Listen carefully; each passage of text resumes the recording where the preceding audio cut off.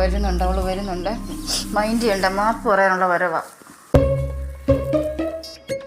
നിങ്ങളിവിടെ എന്തോ എടുക്കുവാ?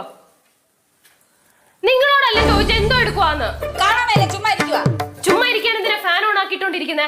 അത് ചൂടെടുത്തിട്ടാ, കാറ്റ് കൊള്ളാൻ വേണ്ടിയാ. കാറ്റ് കൊള്ളാനാണെങ്കിലേ അങ്ങ് പുറത്തു പോയിരിക്കണം. ഫാനും വിട്ടിരിക്കുവാ.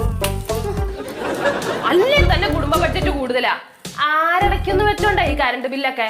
പാവന്റെ ആദ്യമായിട്ട് തന്നെ ഇതൊക്കെ അടയ്ക്കണ്ടേ?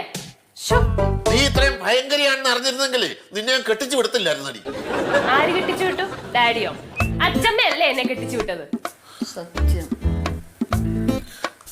കൈ വളരുന്നോ കാല് വളരുന്നോ ഒന്ന് നോക്കി നോക്കി വളർത്തിയതാ എന്റെ മോളെ.